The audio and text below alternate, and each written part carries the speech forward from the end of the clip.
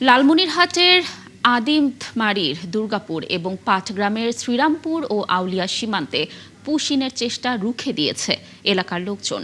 জেলার ৩টি সীমান্তের শূন্য রেখায় অবস্থান করছে ৩৪ জন। এদিকে চাঁপাইনবাবগঞ্জের বাঙ্গাবাড়ি সীমান্ত দিয়ে পুশিনের চেষ্টা করে ২ দিন ধরে ২৮ জন খোলা আকাশের নিচে অবস্থান করছে। এছাড়া নওগাঁ সাপাহার সীমান্তের শূন্য রেখায় অবস্থান করছে আরও ১৭ জন।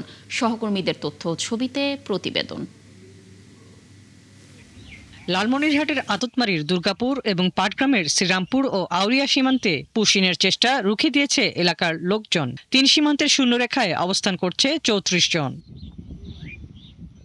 এলাকার লোকজন জানান, বৃহস্পতিবার শেষ রাতে আদতমারীর দুর্গাপুর সীমান্তের শূন্যরেখায় ১২ জনকে ফেলে যায় ভারতীয় সীমান্তরক্ষী বাহিনী বিএসএফ। এ সময় এলাকার লোকজন তাদের বাংলাদেশে প্রবেশে বাধা দেয়। পরে সেখানে অবস্থান নেয় বিজিবি। একইভাবে পাটগ্রামের শ্রীরামপুর ও আউলিয়া সীমান্তের শূন্যরেখায় ১০ এবং ১২ জনকে রেখে যায় বিএসএফ। তারা সবাই বাংলাদেশে ঢুকতে না পেরে শূন্যরেখায় অবস্থান নেয়। ৩ সীমান্তে বিজিবির কড়া টহল চলছে। এলাকার লোকজনকে থাকতে বলা হয়েছে সতর্ক অবস্থায়। Come to legal way, yes. But it is illegal way. Yes, same thing I am saying to you. It's a illegal way to push to. They came here last night from India. We are not And it is pushing of that thing.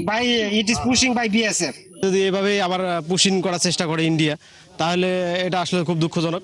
আমরা আসলে এটা মেনে নিতে পারতেছি না, আর আমরা এটা allow করবো না কখনো। রাত 4:30টার দিকে জানতে পারলাম আমি অসুস্থ, যে ইন্ডিয়ান বিএসএফ 3 জন মহিলা, একটা পুরুষ, একটা বাচ্চাকে পুশব্যাক করতেছে বাংলাদেশের। আটক করার পর সীমান্ত 925 ফিলের ওই পাশে আপাতত পুশব্যাকের লোক 3 মহিলা, 1 পুরুষ, 1 বাচ্চা আপাতত ওখানে রয়েছে। এদিকে কোম্পানি কমান্ডার ও অধিনায়ক পর্যায়ে 2 দফায় পতাকা বৈঠকের পরও কমেনি চাঁপাইনবাবগঞ্জের বাঙ্গাবাড়ি সীমান্তের উত্তেজনা। এই উত্তেজনার মধ্যেই ওই 28 জন ঝোপের মধ্যে খোলা আকাশের নিচে শূন্যরেখায় অবস্থান করছেন। সকালে খাদ্যের সন্ধানে তাদের শূন্যরেখায় আম গাছ থেকে আম পাড়তে ও এদিক সেদিক ছুটতে দেখা গেছে। অন্যদিকে জনবল বৃদ্ধি সহ সীমান্তে কঠোর নজরদারি ও তৎপরতা বাড়িয়েছে বিজিবি। নতুন করে আরও সদস্য বাড়ানোর পাশাপাশি নজরদারি বাড়াতে পরীক্ষা খনন শুরু হয়েছে। আমাদের বিজিবির প্রতিরোধে তাদেরকে আমরা 16 রাইডের ওপারে ভারতের অভ্যন্তরেই রাখার জন্য সমর্থ হয়েছি। তো ইতিমধ্যে ব্যাটালিয়ন কমান্ডার পর্যায়ে পতাকা বৈঠক সম্পন্ন হয়েছে, তাদের সাথে যোগাযোগ হয়েছে। এদিকে নওগাঁ সাপাহার সীমান্তে হাপানিয়া ও খোলমুডাঙ্গা সীমান্তের শূন্যরেখায় 17 জনকে রেখে যায় বিএসএফ। 16 বিজিবি নওগাঁ ব্যাটালিয়নের অধিনায়ক লেফটেন্যান্ট কর্নেল মোহাম্মদ আরিফুল ইসলাম মাসুম এ তথ্য জানান। হাসিবা আলী বর্ণা, ৭১। লালমনিরহাট সীমান্ত পরিস্থিতি জানাতে আমাদের সঙ্গে যুক্ত হচ্ছেন সহকর্মী মিলন পাটোয়ারি। মিলন, আপনি তো আদিতমারীর দুর্গাপুর সীমান্তে রয়েছেন। এই মুহূর্তে দুর্গাপুর সীমান্তের কি পরিস্থিতি দেখছেন, এবং যাদের পুশিন করার চেষ্টা করা হয়েছিল তাদের অবস্থান এখন কোথায়? তাদের ব্যাপারে কোনো ধরনের সিদ্ধান্ত নেওয়া হয়েছে কিনা জানবো।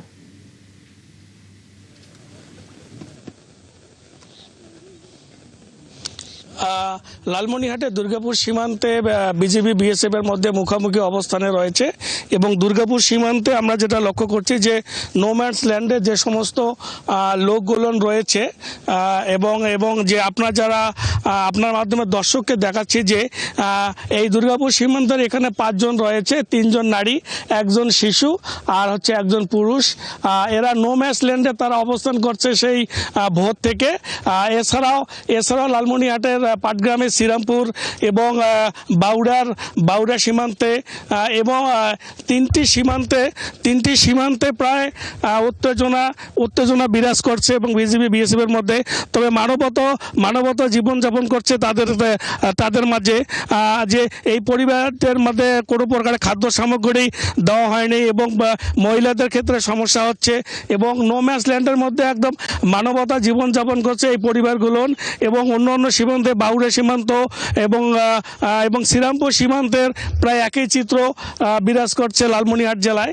তবে বিজিবির পক্ষ থেকে জানিয়েছে যে কিছুক্ষণের মধ্যে হয়তোবা বিজিবির ব্যাটালিয়ন পর্যায়ের মধ্যে বৈঠক অনুষ্ঠিত হলে এই বাংলা ভাষাভাষীদের নিয়ে একটা সমাধান হবে। এই ছিল লালমনিরহাট দুর্গাপুর সীমান্তে সর্বশেষ খবর। ধন্যবাদ মিলন আমাদের সাথে যুক্ত থাকার জন্য। দর্শক, যেমনটি বলছিলাম যে লালমনিরহাট আদিতমারির দুর্গাপুর সীমান্তে সেখানে পুশিং করার চেষ্টা করা হয়েছে।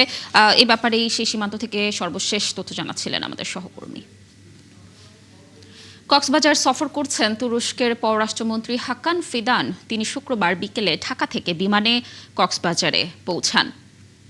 এরপর তুরস্কের পররাষ্ট্রমন্ত্রী রওনা হন কক্সবাজারের উখিয়া রোহিঙ্গা ক্যাম্পে। তিনি উখিয়ার ৯ নম্বর ক্যাম্পে যাবেন এবং সেখানে অবস্থিত তুর্কি ফিল্ড হাসপাতাল পরিদর্শন করে চিকিৎসা কার্যক্রম পর্যবেক্ষণ করবেন। এরপর ১৭ নম্বর ক্যাম্পে তুর্কি রেড ক্রিসেন্ট ও তুর্কি দিয়ানেত ফাউন্ডেশনের কার্যালয় এবং ১৬ নম্বর ক্যাম্পে Turkish cooperation and coordination agency পরিচালিত বহুমুখী শিক্ষা ও সাংস্কৃতিক কেন্দ্র পরিদর্শন করবেন। হাকান ফিদান রোহিঙ্গা ক্যাম্পের সার্বিক পরিস্থিতি পর্যবেক্ষণের পর ঢাকায় ফিরবেন। রাজবাড়ীর দৌলদিয়া ফেরিঘাটে আবারও নিয়ন্ত্রণ হারিয়ে একটি বাস নদীতে পড়ে গেলেও কোনো হতাহত হয়নি। কোনো নিখোঁজের অভিযোগও নেই।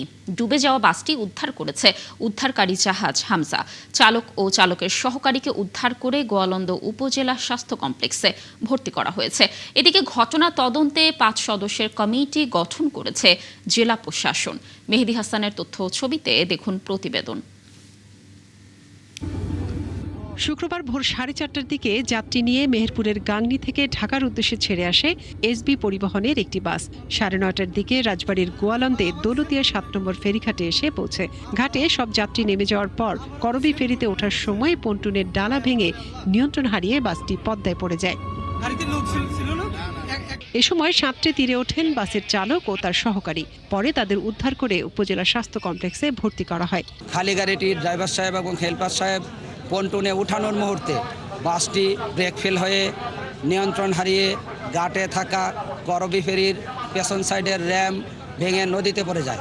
বাসটি ডুবে যাওয়ার সংবাদ পাওয়ার সঙ্গে সঙ্গে আমাদের গোয়ালন্দ ইউনিট, রাজবাড়ী ইউনিট, মানিকগঞ্জের পাতুরিয়া ইউনিট এবং ফরিদপুর থেকে ডুবুরি ইউনিট আমি সহকারে দ্রুত ঘটনাস্থলে আসি। বাসের যাত্রীরা জানান, সাম্প্রতিক নির্দেশনা অনুযায়ী ফেরিতে ওঠার আগেই তারা বাস থেকে নেমে যান।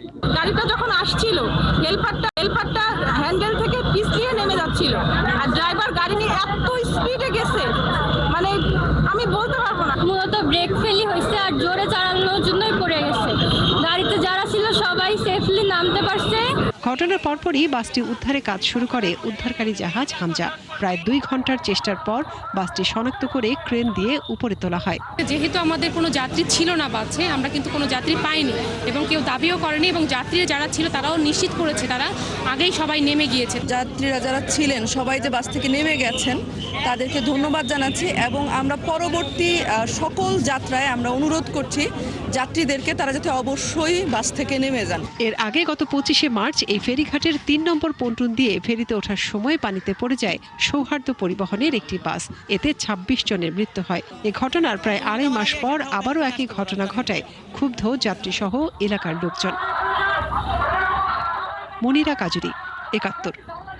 দর্শক, আমরা যেমনটি জানাচ্ছিলাম যে রাজবাড়ীর দৌলদিয়া ফেরিঘাটে আবারও নিয়ন্ত্রণ হারিয়ে একটি বাস নদীতে পড়ে গেছে, কিন্তু কোনো হতাহতের তথ্য এখন পর্যন্ত আমাদের হাতেই নেই। এ বিষয়ে আরও বিস্তারিত তথ্য জানাতে আমাদের সাথে যুক্ত হবেন সহকর্মী মেহেদী হাসান।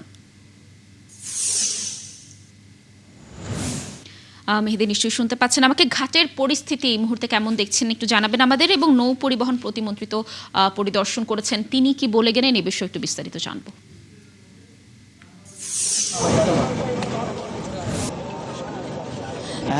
আপনি জানেন যে আজ সকাল 9:30টায় দৌলতদিয়া ঘাটের 7 নম্বর ফেরিঘাটে ফেরিতে উঠতে গিয়ে করবি ফেরি থেকে ডালা ভেঙে ফেরির র্যাম ভেঙে ঠিক আমার হাতের বামের এই স্থানটিতে এসবি পরিবহনের একটি বাস কিন্তু ডুবে যায় এবং ওই ডুবে যাওয়ার ঘটনায় 2 ঘন্টা পর আর উদ্ধারকারী জাহাজ হামজা ঘটনাস্থলে এসে ফেরিটিকে কিন্তু বাসটিকে উদ্ধার করে এবং সেই সময় কিন্তু কোনো হতাহতের ঘটনা ঘটেনি। বাসটিতে চালক, হেল্পার সহ আরও যে 3 জন ছিল তাদেরকে জীবিত উদ্ধার করেছে স্থানীয়রা, তারা বর্তমানে চিকিৎসাধীন রয়েছে।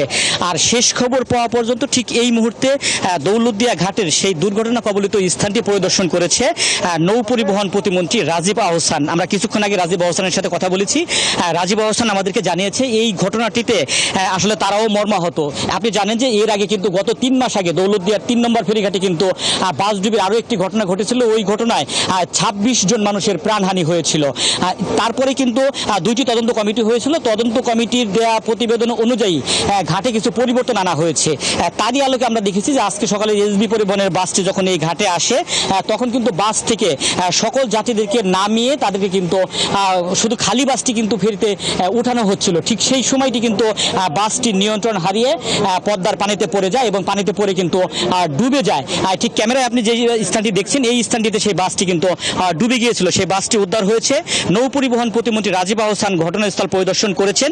তিনি সাংবাদিকদেরকে জানিয়েছেন যে এই ঘটনার জন্য তারা কিন্তু 2টি তদন্ত কমিটি গঠন করেছে। একটি নৌ পরিবহন মন্ত্রণালয় একটি তদন্ত কমিটি গঠন করেছে, সেটি 3 সদস্য বিশিষ্ট। আর রাজবাড়ী জেলা প্রশাসন একটি তদন্ত কমিটি গঠন করেছে, সেটি 7 সদস্য বিশিষ্ট কমিটি। এই 10 সদস্য বিশিষ্ট 2টি কমিটি তারা কিন্তু আগামী 5 কার্য দিবসের মধ্যে তদন্ত প্রতিবেদন জমা দেবেন। এবং নৌ পরিবহন প্রতিমন্ত্রী আমাদেরকে জানিয়েছেন এই ঘটনার সাথে যারা জড়িত তাদের কাউকেই ছাড় দেওয়া হবে না, বিষয়টি সুষ্ঠুভাবে তদন্ত করে তারা ব্যবস্থা গ্রহণ করবেন। কানিস। মেহেদি, ধন্যবাদ আমাদের সাথে যুক্ত থাকার জন্য। দর্শক, যেমনটি জানাচ্ছিলাম যে আজও রাজবাড়িতে দৌলতিয়া ঘাটে একটি বাস পড়ে গিয়েছে নদীতে এবং কোনো হতাহতের তথ্য এখন পর্যন্ত আমরা পাইনি। সেখানকার সর্বশেষ পরিস্থিতি জানাচ্ছিলেন আমাদের সহকর্মী। টাঙ্গাইলের গোপালপুরে 144 ধারা উপেক্ষা করে আবারও 2 গ্রামবাসীর পাল্টাপাল্টি হামলা, ভাঙচুর, ঘর বাড়িতে আগুন দেওয়ার ঘটনা ঘটেছে।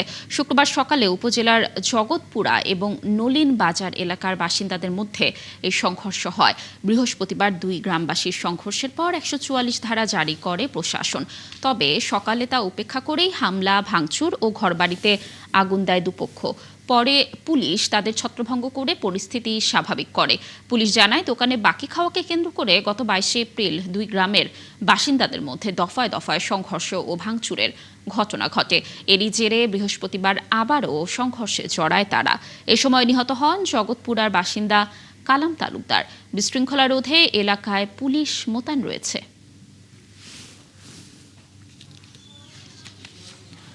এক সপ্তাহ ধরে টানা তাপপ্রবাহের পর অবশেষে দেশের বিভিন্ন জেলায় স্বস্তির বৃষ্টি হয়েছে।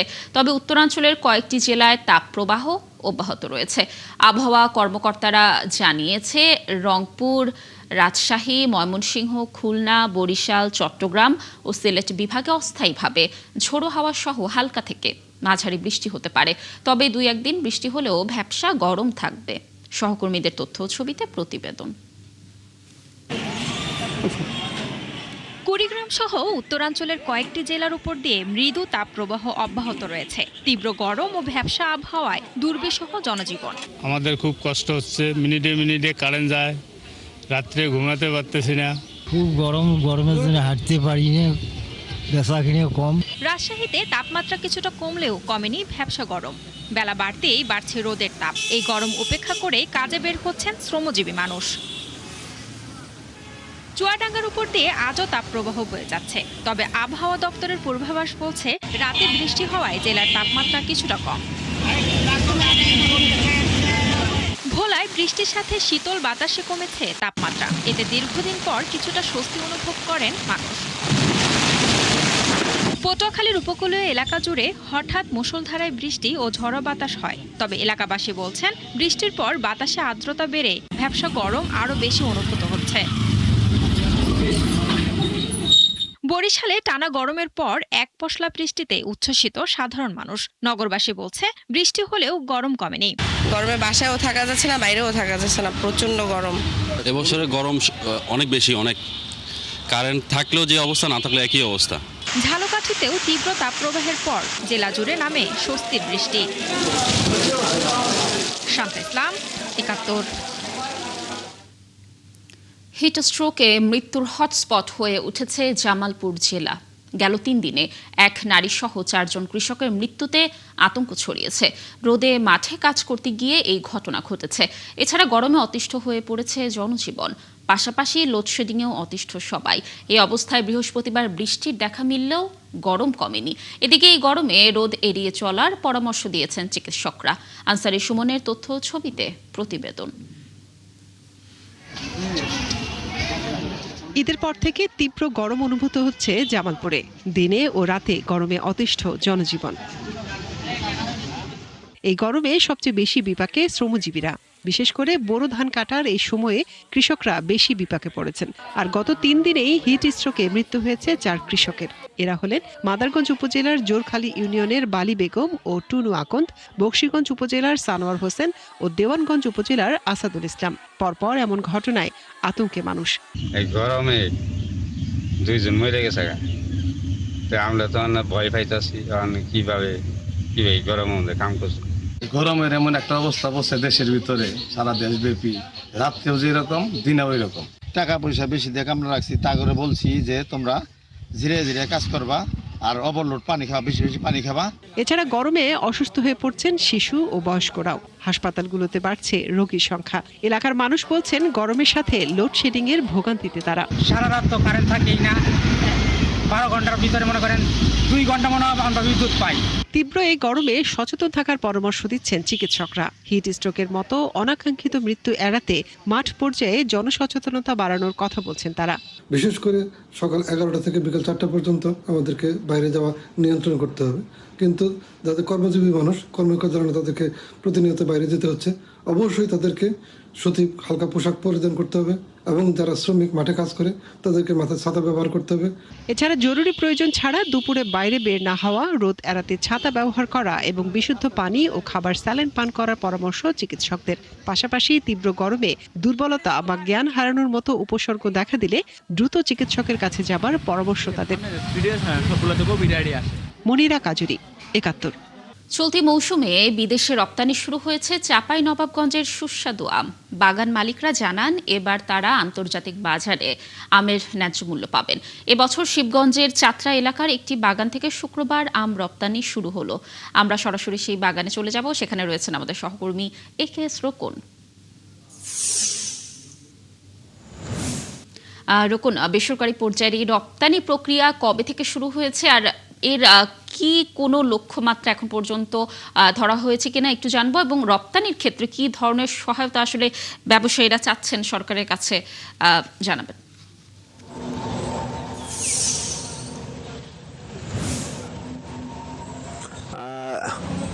লাবণী, আমরা এখন যে বাগানটিতে দাঁড়িয়ে রয়েছি, এই বাগানটি থেকে মূলত 2 টন আম ইটালির উদ্দেশ্যে রওনা হয়েছে এবং আমরা প্রথম সংবাদে আমরা যেটি দেখাচ্ছিলাম যে এখানে বেশ কিছু আম বাজারজাতের জন্য প্রস্তুতি নেওয়া হয়েছিল এবং সেগুলো ইতিমধ্যে কিন্তু ট্রাকে করে ঢাকার উদ্দেশ্যে রওনা হয়েছে এবং এই আমগুলো মূলত উড়োজাহাজের মাধ্যমে ইটালি পাঠানো হবে। তো চাষিদের পক্ষ থেকে যেটি বারবার বলা হচ্ছে যে কার্গো বিমান না থাকার কারণে কিন্তু মূলত বহির্বিশ্বের যে বাজার, সে বাজারের সাথে তারা তাল মিলাতে পারছেন না। আরেকটি সমস্যা হচ্ছে যে রপ্তানি করার সময় বেশ কিছু বাধা থাকে, যেমন শ্যাম্পুরে তাদের যে ছাড়পত্র নিতে হয় সেখানে একটা তাদের হয়রানি পড়তে হয় এবং আরো বেশ কিছু ধাপে ধাপে কিছু সমস্যা রয়েছে। এই সমস্যাগুলো যদি সমাধান করা হয় তাহলে চাষিদের জন্য কিন্তু চাষিরা কম মূল্যে বিদেশে আম পাঠাতে পারবে। আর আপনি যে বিষয়টি জানতে চাচ্ছিলেন যে প্রণোদনা পায় কিনা, সরকারের পক্ষ থেকে কিন্তু আম চাষিরা যারা নিরাপদ আম উৎপাদন করে তাদের জন্য একটা কয়েকটা প্রকল্প হাতে নেওয়া হয়েছে এবং এই প্রকল্পের অধীনে তারা সহায়তা পায়, কিন্তু এই সহায়তা অতি সামান্য। কারণ এই চলতি বছর আপনার যে ব্যাগ, আমরা ফ্রুট ব্যাগিং যে ব্যাগগুলো পাওয়া যায় সেই ব্যাগগুলোর দাম কিন্তু অনেক বেশি বেড়ে গেছে, এছাড়া অন্যান্য খরচ বেড়ে গেছে, যার কারণে কিন্তু চাষিরা হিমশিম খাচ্ছে। তো চাষিদের বক্তব্য হচ্ছে যে তারা যদি ন্যায্য মূল্য নিশ্চিত হয় এবং অভ্যন্তরীণ বাজারে যদি দাম বাড়ে, কারণ সব চাষি কিন্তু আম বিদেশে রপ্তানি করতে পারে না। এই বাগানটিতে যে 50 টন আম উৎপাদন হয় তার মধ্যে মাত্র 20 টন আম তারা এ পর্যন্ত রপ্তানি করতে পেরেছেন গত বছর, এবং এই বছর তারা ব্যানানা আম এবং খিসাপাত, যেটি ঢাকা বা অন্যান্য এলাকায় হিমসাগর নামে পরিচিত, এই আমগুলো শুধুমাত্র রপ্তানি করতে পারছে। বাকি আমগুলা কিন্তু তারা রপ্তানি করতে পারে না, কিন্তু তাদের যে অতিরিক্ত খরচ সেটা কিন্তু হয়ে যাচ্ছে। যার কারণে কিন্তু চাষিদের বক্তব্য হচ্ছে যে তারা যদি ন্যায্য মূল্য নিশ্চিত হয় বা অভ্যন্তরীণ বাজারে যদি দাম বাড়ে অথবা আম প্রক্রিয়াজাতকরণের মাধ্যমে যদি বিদেশে রপ্তানি করা হয় তাহলে চাষিরা উপকৃত হবে। চাষিরা চায় যে রপ্তানি বাড়ুক, পাশাপাশি এখানে শিল্প কারখানা গড়ে উঠুক, যেন আমের তারা ন্যায্য মূল্য পায়। এই ছিল আমার কাছে সর্বশেষ। রোকন, ধন্যবাদ আমাদের সাথে যুক্ত থাকার জন্য। দর্শক, যেমনটি জানাচ্ছিলাম যে চলতি মৌসুমে বিদেশে রপ্তানি শুরু হয়ে গেছে চাঁপাইনবাবগঞ্জের আম। এই বিষয়ে সেখানকার সর্বশেষ তথ্য জানাচ্ছিলেন আমাদের সহকর্মী। ঈদের পরে জমে উঠতে শুরু করেছে দেশের দ্বিতীয় বৃহত্তম চামড়া মোকাম নাটোরের চক বৈদ্যনাথ চামড়া আড়ত। 3 দিনের এই হাটে কোরবানির পর লবণযুক্ত চামড়া নিয়ে দেশের উত্তর এবং দক্ষিণাঞ্চলের প্রায় 30 থেকে 34 জেলার ব্যবসায়ীরা এসেছেন। ঢাকা থেকেও আসছেন ট্যানারি মালিক এবং তাদের প্রতিনিধিরা। আরো জানাচ্ছেন বুলবুল আহমেদ। কোরবানির পরে গ্রামে গ্রামে ঘুরে আর মাদ্রাসা ও এতিমখানাগুলো থেকে কাঁচা চামড়া সংগ্রহ করেন মৌসুমি ব্যবসায়ীরা। তারা সেই লবণজাত চামড়া নিয়ে নাটোরের মোকামে আসছেন ট্যানারি মালিক আর আড়তদারদের কাছে ভালো দামে বিক্রির আশায়। ব্যবসায়ীরা জানান, প্রথম হাটে গরুর চামড়ার তুলনায় ছাগলের চামড়ার কেনাবেচা বেশি। এখনো বেচা কেনা একটা শুরু হয়নি, তবে হালকা পাতলা এখানকার নাটোরের কিছু ফরিয়া লোকের কাছে কিছু হালকা পাতলা চামড়া বেচতেছি। লবণজাত যেগুলো চামড়াগুলো লবণ দেওয়া হয়েছে, প্রতিটা চামড়া আমাদের নাটোর চামড়া বাজারে মনে করেন যে অলরেডি আসা শুরু হয়ে গেছে। ভালো চামড়া কি খারাপ চামড়া কিছুই বোঝে না, এতে বিভিন্ন জায়গায় মনে করতেছে যে চামড়ার দাম নাই। ট্যানারি মালিক এবং বড় আড়তের প্রতিনিধিরা হাটে এসেছেন। ট্যানারি মালিকদের এলাকার প্রতিনিধিরাও কিনছেন চামড়া। তারা জানান, এবার লাম্পি স্কিন রোগের কারণে প্রায় 1/3 চামড়া নষ্ট হচ্ছে। ভালো গরু 1000 থেকে 1300 টাকা পর্যন্ত বিক্রি হচ্ছে। খাসি বকরি 80 থেকে 110, 20, 30 টাকা পর্যন্ত বিক্রি হচ্ছে। লবণযুক্ত গরুর চামড়া এখন মার্কেটে বেচা কিনা হচ্ছে আপনার ভালোরা যেটা 1 নাম্বার 1000, 1100, 1200 এবং হচ্ছে 2 নাম্বার যেটা দোআঁশলা ওটা বিক্রি হচ্ছে 500 থেকে 800 টাকা পর্যন্ত।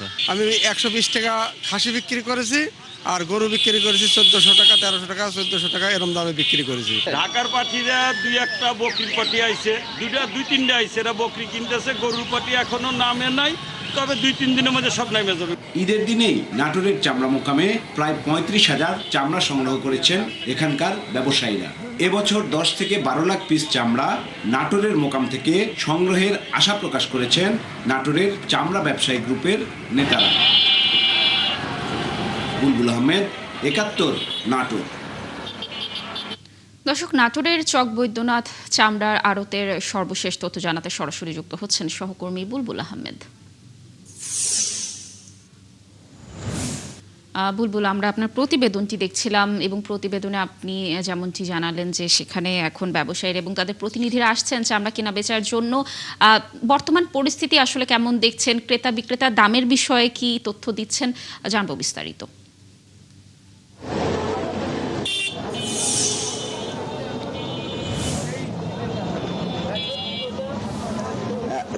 আসলে এই মোকামে আজকে মূলত শুক্রবার, এই শুক্রবারে কিন্তু প্রতি শুক্রবারে এই নাটোরের চকবৈদ্যনাথ চামড়া মোকামে হাট বসে এবং ঈদ উপলক্ষে গত বুধবার থেকে কিন্তু কেনাবেচা শুরু হয়েছে এবং হাট লেগেছে।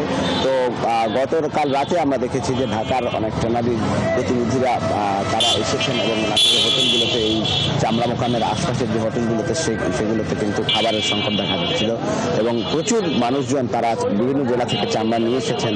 তাদের একটা পদচারণায় মুখর ছিল এই মোকাম এবং আজকে নিশ্চয়ই দেখতে পাচ্ছেন যে এখানে কিন্তু সরগরম হয়ে আছে এই মোকাম। এখানে কেনাবেচা হচ্ছে এবং নানান ধরনের কথা আছে। তবে এবছর চামড়ার মোটামুটি ভালো দাম পাচ্ছে যেসব ভালো চামড়া, সেসব চামড়া কিন্তু 700 থেকে 1100, 1200, 1300 টাকা পর্যন্ত বিক্রি হচ্ছে। তবে লাম্পি স্কিনের যে সমস্যাটা সেটা কিন্তু প্রতি টাকার দাম করছে, বিশেষ করে যেহেতু প্রায় 34 জেলার চামড়া আসে এই জেলাতে, এমনকি ঢাকা থেকেও চামড়া আসছে। তো সেই জেলাগুলোর চামড়াগুলোতে যে লাম্পি স্কিন রোগ, সেই লাম্পি স্কিন রোগের কারণে কিন্তু সেই চামড়াগুলো রিজেক্ট হচ্ছে এবং সেগুলো কেজি দরে বিক্রি হচ্ছে। একই সাথে আমরা কথা বলেছি প্রাণী সম্পদ বিভাগ এবং চিকিৎসকদের সাথে, তারা বলেছেন লাম্পি স্কিন শুধু চামড়ার রোগ, এটি এই লাম্পি স্কিন যুক্ত গরুর কোরবানির গোশত খেলে তা মানুষের কিন্তু কোনো ক্ষতি হয় না। তো আমরা একটু কথা বলবো। একজন ভাই এসেছেন নওগাঁ থেকে। কোথা থেকে আসছেন? নওগাঁ থেকে ভাই। হ্যাঁ, নওগাঁ থেকে। কত পিস চামড়া নিয়ে এসেছেন? 62 পিস গরুর চামড়া নিয়ে আসছে। কত দাম পেলেন? আমার গরু চামড়ার দাম হয়েছে 1100 টাকা, 27 পিস মাল হয়েছে 1100 টাকা। আর বাকিগুলো? বাদ বাকিগুলো 150 টাকাও নেওয়ার মানুষ নেই। কারণ কি? কারণ হচ্ছে ভাই যে বাদ লাম্পি ছোট, lumpy short, lumpy corona, lumpy আর হচ্ছে করোনা। আপনি কোথা থেকে এসেছেন? আমি আড়ানি। আড়ানি কত চামড়া আনছে? আমি চামড়া এখানে এখনো নিয়ে আসিনি, এমনি আসছে এমনি বেড়াতে। কি দেখলেন? দেখছি যে বাজার তো একবার ঢিলঢাল চলছে একবার। আর ধন্যবাদ। তো লাবণী, যেমনটি বলছেন এখানে যারা বিক্রেতা এসেছেন তারা বলছেন যে বিশেষ করে একজন ভাই বলছিলেন যে লাম্পি স্কিনের জন্য তার 60 পিস চামড়ার মধ্যে 27 পিস বিক্রি হচ্ছে, বাকিগুলো কিন্তু রিজেক্ট করছে। লাবণী, ধন্যবাদ বুলবুল আমাদের সাথে যুক্ত থাকার জন্য। দর্শক, নাটোরের চক বৈদ্যনাথ চামড়ার আড়তে সর্বশেষ তথ্য জানানোর চেষ্টা করছিলাম। 4 বছরেও শেষ হয়নি খুলনার রূপসা উপজেলার তিলক সামন্ত সেনা সংযোগ সেতুর নির্মাণ কাজ। এলাকার লোকজনের অভিযোগ, এর জন্য দায়ী এলজিইডি ও ঠিকাদারি প্রতিষ্ঠানের দুর্নীতি। এদিকে ঠিকাদারের দাবি, জমি অধিগ্রহণে দেরি হওয়ায় তারা কাজ শেষ করতে পারছেন না। আর কাজ কবে শেষ হবে এ নিয়ে জানতে চাইলে রীতিমতো রূঢ় আচরণ করে এলজিইডি কর্তৃপক্ষ। রাজু হাওলাদারের প্রতিবেদন। চারিদিক ফাঁকা আর মাঠের মাঝখানে দাঁড়িয়ে আছে অর্ধনির্মিত সেতুটি, অথচ 4 বছর আগেই সেতুটি মানুষ ও যান পারাপারের জন্য উন্মুক্ত হওয়ার কথা ছিল। কুদির বটতলা থেকে রূপসা উপজেলায় চলাচল সহজ করতে পদ্মবিলের ওপর একটি সংযোগ সেতু নির্মাণের পরিকল্পনা নেওয়া হয়। কাজ শুরু হয় 2022 সালের 14 জুলাই। যৌথভাবে সেতু নির্মাণের দায়িত্ব পায় মেসার্স রূপালী কনস্ট্রাকশন, মেসার্স আমিরুন এন্টারপ্রাইজ ও আনোয়ার হোসেন কনস্ট্রাকশন। কথা ছিল 1 বছরে সেতুর নির্মাণ কাজ শেষ হবে, কিন্তু 4 বছরে কেবল সেতুর কাঠামো হয়েছে। এলজিডির কারণে এটা গাফিলতি হচ্ছে, এই কারণে আমরা বছরকে বছর এর শিকার। আমার ধানের মৌসুমে ধানগুলো উঠাতে পারি না, যাতায়াতের ব্যবস্থা করতে পারে না। স্থানীয় পাথরঘাটা স্কুলে ছেলেমেয়েরা যাতায়াত করতে পারে না, নৌকা সাঁতরায় যা আসা করে। আমাদের জিম্মি করে রাখিছে। ঠিকাদারকে বলতেছি, স্থানীয় আমাদের উপজেলা নির্বাহী অফিসারকেও বলেছি এবং ইঞ্জিনিয়ার স্যারকেও বলেছি, বলার পর এর কোনো সুরা পাইনি। সংযোগ সড়ক না থাকায় এলাকার কাজে আসছে না সেতুটি। এতে সবচেয়ে বেশি দুর্ভোগে আছে শিক্ষার্থীরা। কোনো শিক্ষার্থী স্কুলে যায় সাঁতার কেটে। ব্রিজ না কারণে আমরা ভালোভাবে স্কুলে যেতে পারি না, খেলাধুলা করতে পারি না। এই স্কুলে স্যাররা বকা দেয়, স্কুলে দেরি হয়ে গেছে কেন। ব্রিজটা না হলে আমার স্কুলে যেতে দেরি হয়। আর স্যার ম্যাডামরা ডাকাডাকি করে, অনেক কষ্ট হয়। বৃষ্টি হলেও ঘুরে যেতে হয়। এদিকে ঠিকাদারি প্রতিষ্ঠানের দাবি, জমি অধিগ্রহণে স্থানীয় সরকারের ঢিমেতালের জন্য সেতুর সংযোগ সড়ক নির্মাণ করা যাচ্ছে না। আর তদারকির দায়িত্বে থাকা এলজিইডির কর্মকর্তার রূঢ় আচরণে জানা সম্ভব হয়নি সেতুটি কবে চালু করা হবে। 4 কোটি টাকার ব্রিজটি 1 বছরে কাজ শেষ হওয়ার কথা থাকলেও 4 বছরেও কাজটি অসমাপ্ত অবস্থায় পড়ে রয়েছে। শিক্ষার্থী, কৃষক ও সাধারণ মানুষের ভোগান্তি যেন কমছেই না। সকলের দাবি, এই ব্রিজটি যত সম্ভব কাজ শেষ করে তাদেরকে মুক্তি দেওয়া হোক। রাজু হাওলাদার, 71, রূপসা, খুলনা। দখল ও দূষণে অস্তিত্ব সংকটে পড়েছে মুন্সিগঞ্জের মীরকাদিম পৌরসভার 7টি খাল। হারিয়েছে পানির স্বাভাবিক প্রবাহ। খালের বুকে কোথাও উঠেছে বহুতল ভবন, কোথাও বা জমেছে ময়লার ভাগাড়। এদিকে কমলাঘাট বন্দরের কাছে ইছামতি নদীতেও চলছে দখলের মহোৎসব। এ নিয়ে পৌর প্রশাসক জানিয়েছেন, খালগুলো দখল দূষণ মুক্ত করতে পদক্ষেপ নেওয়া হচ্ছে। জসিমউদ্দিন দাওয়ানের তথ্য ও ছবিতে প্রতিবেদন। মুন্সিগঞ্জের মীরকাদিম পৌরসভার বুক চিরে একসময় বয়ে চলত ইছামতি শাখা নদী সহ 7টি গুরুত্বপূর্ণ খাল। সেই ইছামতি শুকিয়ে গেছে। এছাড়া রিকাবিবাজার খাল, কাগজিপাড়া খাল, নয়নের খাল, মিরাপাড়া খাল, ফেসন্নির খাল ও নগর কসবা খালের দশাও করুণ। বর্জ্য জমে প্রতিটি খাল এখন এক একটি ভাগাড়ে পরিণত হয়েছে। স্বাভাবিক পানির প্রবাহ না থাকায় খালের বুক জুড়ে অসংখ্য অবৈধ স্থাপনা। এলাকাবাসীর অভিযোগ, পানি নিষ্কাশনের পথ বন্ধ হয়ে যাওয়ায় সামান্য বৃষ্টিতেই জলাবদ্ধতা সৃষ্টি হয়। রিকাবি বাজারের খালটি ভরাট হয়ে যাওয়ায় অস্তিত্ব সংকটে পড়েছে প্রাচীন একটি বাজার। 250 বছরের পুরানো একটি বাজার, আর এই খাল দিয়ে অনেক মালবাহী নৌকা আসতো। দুই সাইড দিয়ে রাস্তা বাড়িঘর হয়ে কেউ গ্যারেজ করছে, কেউ বাড়িঘর করছে, করে খালটা দখল করে ফেলছে। বৃষ্টিটা আইলে এখানে 18 রূপে পানি হইয়া জায়গা। আমরা চাই এই খালটা পুনরায় ফিরা সংস্কার করা হোক। ময়লা ফেলাইতে ফেলাইতে এটা অনেক ভরট হয়ে গেছে গা, পানি জমিয়া থাকে। জলবদ্ধতার কারণে আমাদের ছেলে মেয়েরা লেখাপড়া করতে যেতে পারে না, যে যেটা গ্রাম পানি বন্দি রয়েছে এই খালটার জন্য। বর্তমান পরিস্থিতি নিয়ে উদ্বেগ প্রকাশ করে সদর উপজেলা নির্বাহী কর্মকর্তা ও মীর কাদিম পৌর প্রশাসক জানান, খালগুলো পুনরুদ্ধারে প্রয়োজনীয় পদক্ষেপ নেওয়া হয়েছে। আমরা যতগুলো খাল মীর কাদিমের মধ্যে দিয়ে প্রবাহিত হয়েছে, এর ভেতরে গুরুত্বপূর্ণ খালগুলোকে আইডেন্টিফাই করে আমরা ইতিমধ্যে মন্ত্রণালয়ে এটার জন্য লিখেছি। আমরা বরাদ্দের জন্য প্রত্যাশা করছি, বরাদ্দগুলো যদি আসে আমরা খাল খননের কর্মসূচিগুলো দ্রুত সময়ের ভিতরে আমরা শুরু করতে পারবো। প্রধানমন্ত্রীর ঘোষিত খাল রক্ষা ও খনন কর্মসূচির আওতায় এনে দ্রুত এসব জলপথ দখলমুক্ত করার দাবি মীর কাদিমের লাখো মানুষের। হাসান আহমেদ, ৭১। বিশ্ব পরিবেশ দিবসে পটুয়াখালীর পৌরসভার ময়লার ভাগাড় সরিয়ে নেওয়ার দাবিতে মানববন্ধন করেছে ইদ্রাকপুর গ্রামবাসী। শুক্রবার বেলা 11টায় ইদ্রাকপুর গ্রামবাসী পৌরসভার ময়লার ভাগাড়ের সামনে এই মানববন্ধন করেন। এলাকার লোকজন অভিযোগ করেন, গত 4 মাসে পটুয়াখালী পৌরসভার সকল বর্জ্য ফেলা হচ্ছে লোহালিয়া নদী তীরের ইদ্রাকপুর গ্রামে। এতে ব্যাপক ভোগান্তিতে পড়েছেন ওই গ্রামের বাসিন্দারা। পৌরসভার প্রশাসক ও জেলা প্রশাসককে একাধিকবার জানিয়েও কোনো প্রতিকার না পেয়ে আন্দোলনে নেমেছেন তারা। ময়লার ভাগাড়টি না সরানো পর্যন্ত তাদের কর্মসূচি চলবে বলেও হুঁশিয়ারি দেন তারা। পরিবেশ ও স্বাস্থ্য সুরক্ষায় দৌড়কে জনপ্রিয় করার প্রত্যয় নিয়ে চট্টগ্রাম নগরীতে হয়ে গেল মিনি ম্যারাথন। চট্টলা রানার্সের আয়োজনে নগরীর সিআরবি শিরিষতলা থেকে শুরু হওয়া 10 কিলোমিটার দীর্ঘ ম্যারাথনে অংশ নেন 12 দেশের 1100 প্রতিযোগী। এ ধরনের আয়োজন স্বাস্থ্য সচেতন প্রজন্ম গড়ে তুলতে সহযোগিতা করবে বলছেন আয়োজকরা। জহিরুল ইসলামের ক্যামেরায় প্রণবেশ চক্রবর্তীর প্রতিবেদন। চট্টগ্রাম নগরীর প্রাকৃতিক সৌন্দর্যের অন্যতম স্থান সিআরবির শিরিষতলা থেকে শুক্রবার ভোর 5:30 শুরু হয় ম্যারাথন। রান দ্য সিটি শিরোনামে পরিবেশ রক্ষা ও মানুষের মধ্যে স্বাস্থ্য সচেতনতা গড়তে চট্টলা রানার্স আয়োজন করে এই প্রতিযোগিতার। সব বয়সী মানুষদের জন্য বলবো যে হ্যাঁ, দৌড়ানো উচিত। আমাদের শ্বাস এবং আমাদের মস্তিষ্ক অনেক ভালো থাকবে। It's my first time to join into this event and I'm so much excited. দৌড়ানোটা নিজের জন্য দরকার। তো যখন আমরা নিজেকে ভালোবাসা শুরু করব, তখন আমাদের একটা ভালোবাসা, আমাদের দায়বদ্ধতা সৃষ্টি হবে। ঔষধবিহীন বেঁচে থাকার জন্য আপনার দৌড় প্রয়োজন প্রত্যেকেরই। আমরা শহরটাকে নিয়ে সামনের দিকে এগিয়ে যেতেছি, অর্থাৎ যারা এখানে বিভিন্ন বয়সী আছেন, শুধু অল্প বয়সী না, অর্থাৎ যাদের বয়স 40 বা তার ঊর্ধ্ব অথবা 50 ঊর্ধ্ব, যাদের শারীরিক সুস্থতার বার্তা পৌঁছে দেওয়াই আমাদের মূল উদ্দেশ্য। 10 কিলোমিটার দীর্ঘ এই ম্যারাথনে অংশ নেন 12 দেশের 1100 রানার। এদের মধ্যে ছিলেন তরুণ তরুণী থেকে বিভিন্ন বয়স ও শ্রেণী পেশার মানুষ। গত বছরে ছিলাম আমি, সেকেন্ড হয়েছিলাম, এবারে চ্যাম্পিয়ন হয়েছি। ছাত্র, শিক্ষক এবং চাকরিজীবী সবার জন্য এই ধরনের একটা প্রতিযোগিতা মানুষের শারীরিক বা চিন্তা ভাবনার জন্য আরো একটু ভালো ডেভেলপমেন্ট করবে। সত্যি ভালো লাগছে, কনফিডেন্ট লাগছে। ফিট রাখতে চাই, সুস্থ রাখতে চাই, তারা সকালবেলায় নির্দিষ্ট একটা সময় দৌড়াদৌড়ি করি।